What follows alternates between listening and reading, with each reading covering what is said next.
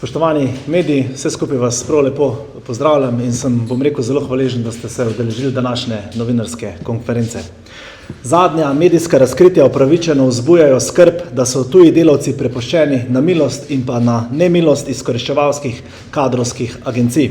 Ljudje so izkoriščani, živijo v človeka nevrednih razmerah, ravnanje z njimi na meji trgovanja z ljudmi in novodobno suženjstvo, vsekakor pa gre za nekaj, kar je daleč od, dostojnega in zakonitega posredovanja delavcev.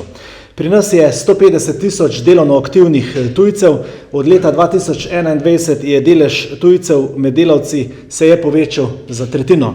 Zaradi velikih potreb po delovni sili je na našem trgu dela vedno več posredniških agencij, ki so v tem prepoznale priložnost za zaslužek na plečih nedolžnih ljudi. Kadrovske agencije rastejo kot gobe po dežju, pri nas jih je že 128, glede na sporne prakse pa je več kot očitno, da so pogoji za pridobitev statusa za ustanovitev zasebnih kadrovskih agencij premili in polni anomalij. Slovenija bo lahko brez takojšnjih ukrepov na črni listi glede zagotavljanja pravic tujih delavcev in zato je treba nujno ukrepati. Kot poročajo mediji, je direktor kadrovske agencije Workforce nekdanji kranjski župan Boštjan Triler, ki je tudi osebni prijatelj ministrice Tanje Fajon. Ta ista ministrica je, ne boste verjeli, prejšnji teden na Filipinih podpisala sporazum o medsebojnem sodelovanju na trgu dela med Filipini in pa Slovenijo, sporazum o medsebojnem sodelovanju na trgu dela s poudarkom na dostojnih razmerah za delo tujcev pri nas. Tovrstni dokument naj bi ščitil tuje delavce, ki so pri nas zakonito z vsemi dovoljeni za delo. Pa vendar se v takšnih primerih enostavno ni mogoče znebiti občutka, da so v mednarodnem prostoru zakoniti delovni migranti, torej tujci, ki delajo in hkrati tudi prispevajo v skupno dobro države gostiteljice in se vključujejo v njeno družbo, mnogo slabše obravnavani kot nezakoniti migranti. V konkretnem primeru ne pogrešamo le ukrepov vladajočih, pristojnih, pač pa tudi nevladne organizacije. Spomnimo se zavzetosti glede blatnih krav. Zdaj se to, spoštovani, dogaja ljudem. Edina zares in pa aktivna in pa prizadevna je delavska svetovalnica. Luka Mesec, pristojni minister za delo, pa je tiho. Najhuje ob vsem tem pa je, da se takšne prakse tudi dopušča. Spomnimo se podjetja Marinblu, kjer je šlo za podobno izkoriščevalski odnos do indijskih delavcev, se je kaj zgodilo. 3 leta potem zakonca Šuštar mirno delata naprej, samo sprašujemo se lahko, zakaj se to pri nas lahko dogaja. Za nameček pa je lani zaokrožila tudi ena vest, da so prejeli 250 000 evrov evropskih sredstev. Po dogajanju v Marinblu smo dobili od naše vlade in pa pristojnega ministra tudi štempljanje, novo birokratsko zahtevo, ki je sama sebi namen in obremenjuje vse, ki spoštujejo pravila delovnopravne zakonodaje, ne prestreže pa kršiteljev in jih sankcionira. Štempljanje je sicer zdaj se delno odpravlja, pa vendar je to, nek pokazatelj tega, kako trenutna vlada nima občutka za resnične težave ljudi v naši državi in enostavno tudi nima posluha za ljudi. Pred našimi očmi se dogaja trgovina z ljudmi, novodobno suženjstvo, pristojni pa gledajo enostavno stran. Z dopuščanjem takšnih praks da se vsem kršiteljem sporoča, da lahko izigravajo delovnopravno zakonodajo. Danes so na vrsti tujci, naslednji so na vrsti naši državljani in Luka Mesec vas gledam. Na oblasti imamo vlado, v kateri sta 2 stranki, ki se razglašata za socialni, ena od njih celo obvladuje ministrstvo za delo in kaj spremljamo.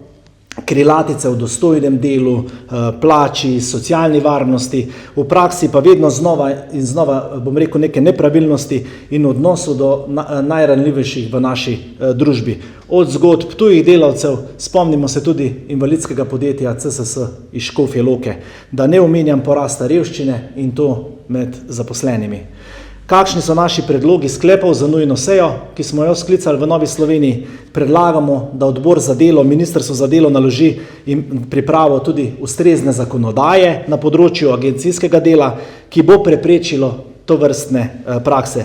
Pričakujemo tudi intenzivne inšpekcijske nadzore v agencijah, ki kršijo to zakonodajo. Ključne anomalije, ki bi jih bilo treba zakonsko urediti: agencije zakonsko niso dolžne razkriti strukture pristojbin oziroma pogodbenih pogojev, kar omogoča neko izkoriščanje. Pogodbe so pogoste v jeziku, ki jih tuji delavci ne razumejo, in skrivajo nepoštene pogoje, kot so odbitki od plač ali prekomerni delovni čas. Bivalna dovoljenja, odvisno od določenega delodajalca, omejujejo možnost menjave službe tudi v primeru zlorab. Premalo zaščitnih mehanizmov pred maščevanjem delodajalcev, če recimo delavec prijavi zlorabo.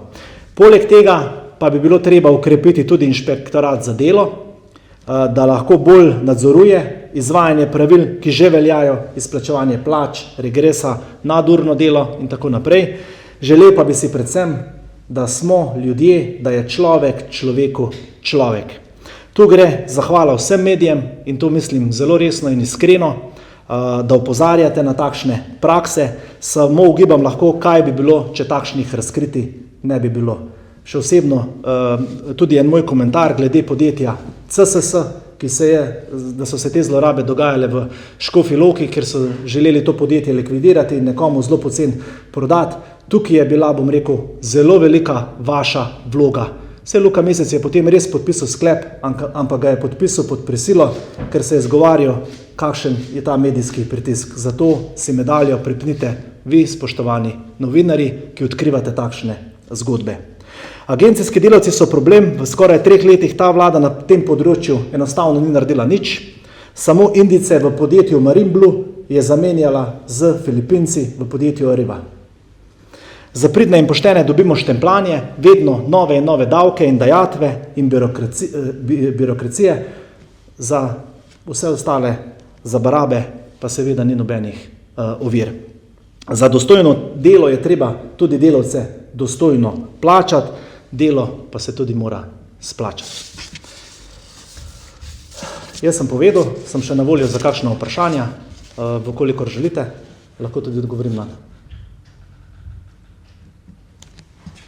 Pa jaz na eno drugo temo, če nima nobeno. SDS danes zaključuje zbiranje podpisov za dodatke k pokojninam za umetnike. Pa me zanima, ali tudi vi pozivate vaše podpornike k podpisu, kdaj se bodo podpisi vlagali v državni zbor in kakšno časovnico bi si želeli glede izvedbe referenduma, še pred poletjem ali kaj drugače? Nova Slovenija je aktivno sodelovala pri zbiranju podpisov, prav tako bo tudi sodelovala v tej referendumski kampanji. Tudi sam sem osebno prispeval podpis, prav tako pa tudi pozval svoje sledilce na X-u, da tudi oni oddajo podpis. Sam sem mnenja, da je treba najprej poskrbeti za starostne in pa invalidske pokojnine, potem pa se lahko pogovarjamo o dodatkih k drugim pokojninam. Jaz osebno, ampak to je moje osebno mnenje, bi si želel, da pride do referenduma čim prej in verjamem, da bomo ta referendum tudi dobili, ker bodo ljudje izrazili svojo voljo.